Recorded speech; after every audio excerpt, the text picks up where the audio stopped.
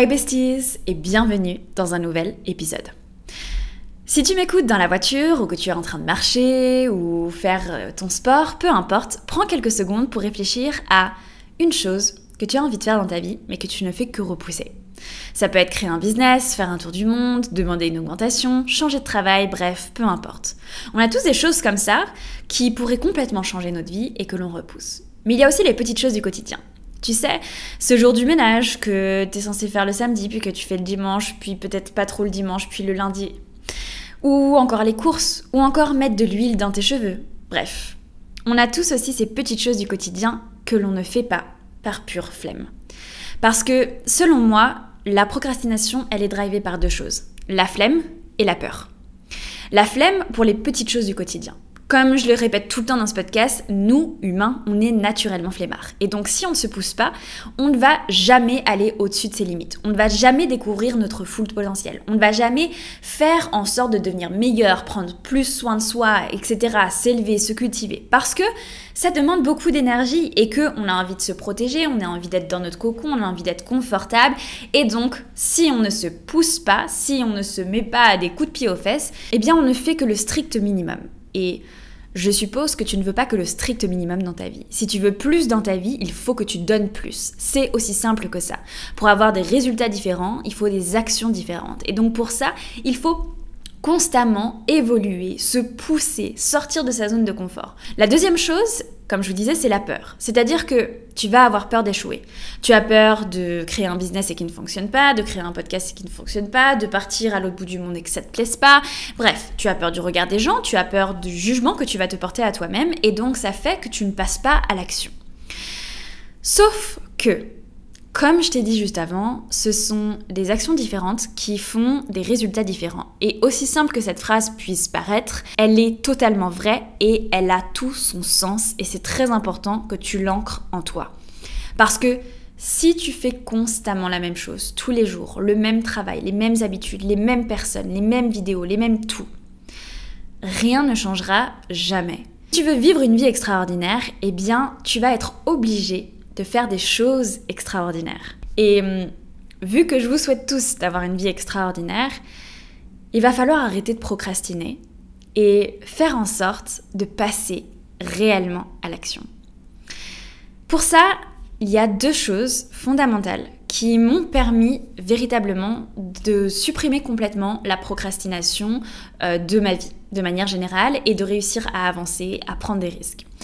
La première chose, c'est de toujours donner le meilleur de moi-même et de ne pas me laisser le choix. Je vous explique. En fait, cette idée de podcast, elle m'est venue il y a 3-4 soirs. Je me mets dans mon lit et j'ai oublié de mettre mon huile pour les cheveux que je mets tous les soirs. Sur le moment, je me dis, flemme, je la mettrai demain. Et là, je me mets à penser, si j'agissais pour tout de la même manière, ah, j'ai envie de créer du contenu, flemme, je le ferai demain. Ah, j'ai envie d'améliorer mon site internet, flemme, je le ferai demain. Ah, j'ai envie d'améliorer mes performances au sport, flemme, je le ferai demain. Ah, j'ai envie de faire un petit date ou de faire une petite surprise à mon chéri, flemme, je le ferai demain. Si tu réfléchis tout le temps comme ça, tu ne fais rien. Et en ne faisant rien, tu donnes pas le meilleur de toi-même. Et donc, ça se répercute de manière générale sur ta vie. Si tu donnes pas le meilleur de toi-même avec ton chéri, eh bien, lui non plus va pas te donner le meilleur de lui-même.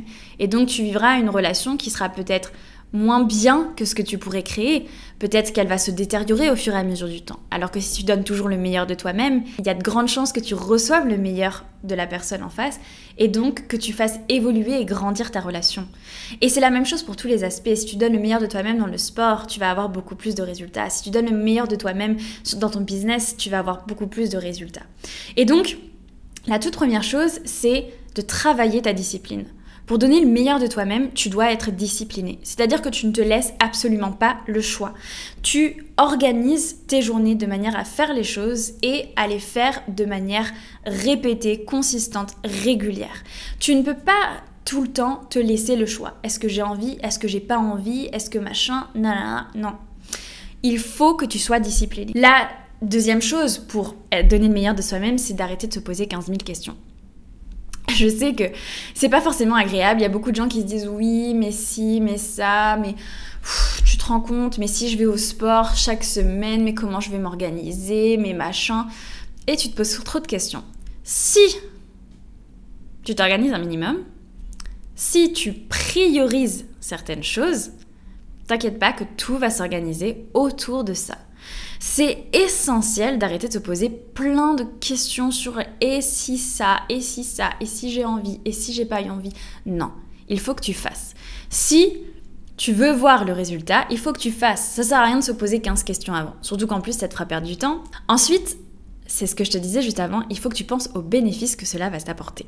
C'est-à-dire que à partir du moment où tu te dis « Ouais, j'ai la flemme, je sais pas, d'aller courir, j'ai la flemme de faire ma séance. » Ok. Qu'est-ce que ça va t'apporter? Du bien-être, ça va t'apporter de la santé, ça va t'apporter sûrement que tu vas mieux dormir. Moi, personnellement, quand je fais pas de sport, je dors très mal. Tu vas mieux dormir, tu vas te sentir mieux dans ton corps. Souvent, on digère mieux aussi quand on fait du sport. Réfléchis en fait à l'après. Et ça va te stimuler. Parce que je sais que parfois, on a cette flemme qui est vraiment, vraiment, vraiment ancrée. Personnellement, je ne l'ai pas énormément, donc c'est difficile pour moi de dire vraiment comment je la ressens. Mais si j'ai un petit peu cette flemme qui me dit oh, là, aujourd'hui, j'aimerais bien ne pas avoir à faire ça, je me dis ok, mais comment est-ce que je vais me sentir après? Et je sais qu'après, je vais me sentir mieux. Par exemple, si je me dis j'ai la flemme d'aller répondre à mes DM, j'en ai 50, et c'est beaucoup 50. Mais je sais qu'après, je serai reboostée, je sais qu'après, j'aurai échangé avec des personnes super intéressantes, je sais qu'après, j'aurai le sourire aux lèvres, je me sentirai trop bien parce que j'aurai la sensation d'aider des personnes, j'aurai pu échanger avec vous, j'aurai pu découvrir de nouvelles choses, etc. Et en fait, je vais penser à l'après, et c'est l'après qui va me donner ce petit coup de boost que j'ai besoin, en plus de la discipline, en plus du fait de ne pas me poser de questions, qui va faire que je vais donner le meilleur de moi-même et que même si je suis fatiguée, même si j'ai passé une grosse journée, etc., je vais répondre à mes 50 DM. Et ensuite, c'est que il faut que tu décides de vivre pleinement. Pourquoi est-ce que selon moi, c'est un driver pour donner le meilleur de soi-même? Parce que si tu veux vivre la meilleure des vies, il faut que tu donnes le meilleur de toi. C'est aussi simple que ça. Et donc, si tu veux être le plus en forme possible, il faut que tu prennes le plus soin possible de ton corps. Si tu veux avoir le meilleur des business possibles, il faut que tu prennes le plus soin de ton business. Si tu veux avoir la meilleure des communautés possibles sur Internet, il faut que tu prennes le plus soin de ta communauté. Bref, il y a toutes ces choses-là en fait qui rentrent en compte et qui sont extrêmement importantes.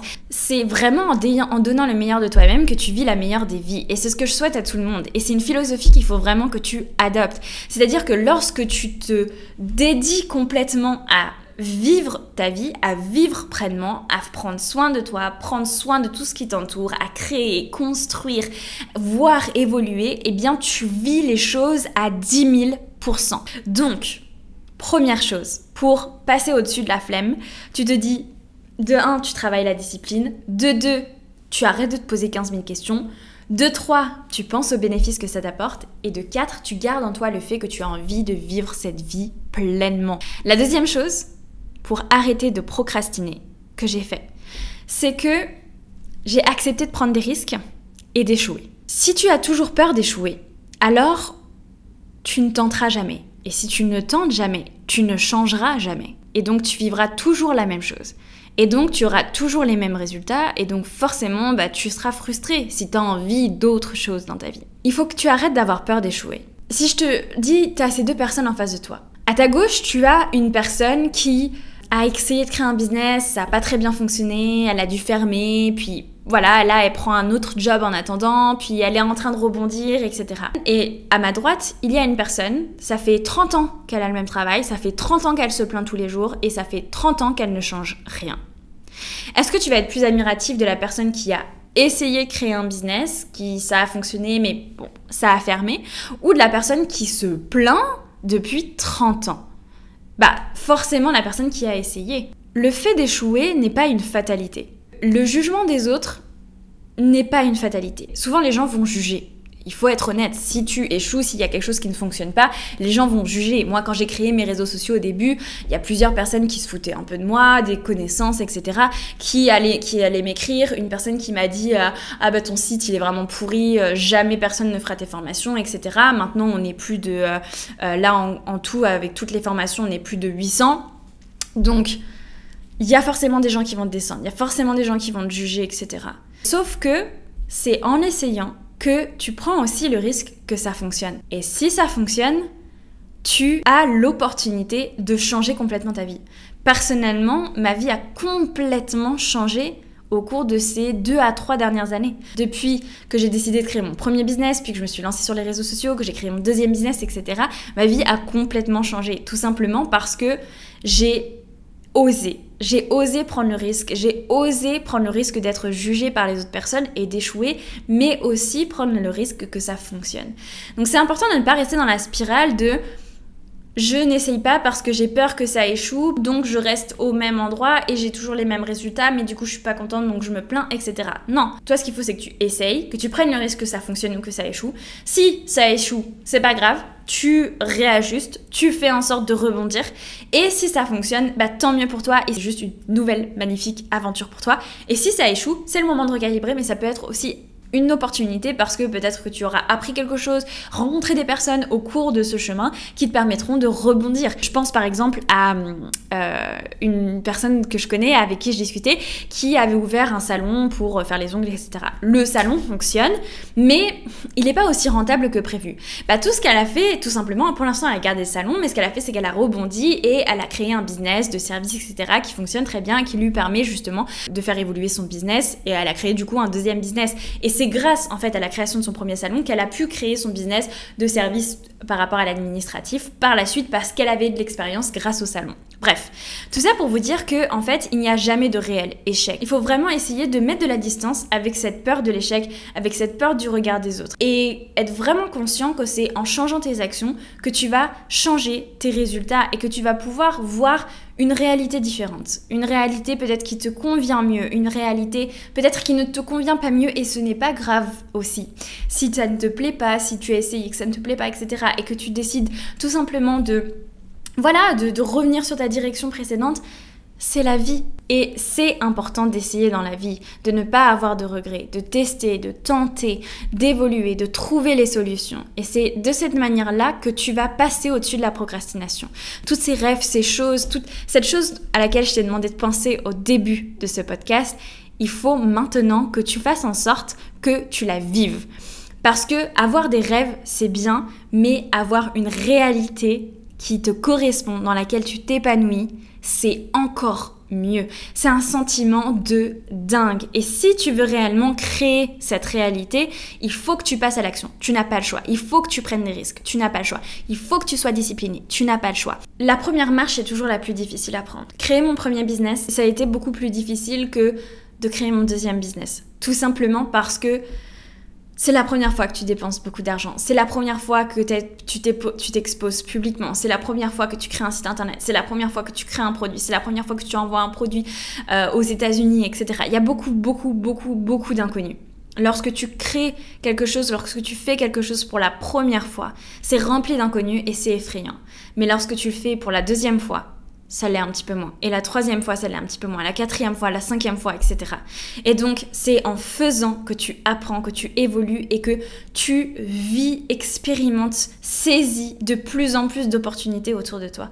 Et du coup, la vie devient de plus en plus géniale. Je crois que c'est bien comme fin. Donc, voilà mes 2 secrets pour arrêter de procrastiner. J'espère qu'ils te seront utiles et je te remercie beaucoup d'avoir écouté cet épisode jusqu'à la fin. N'hésite pas à le partager à une personne qui ça pourrait aider afin d'arrêter de procrastiner.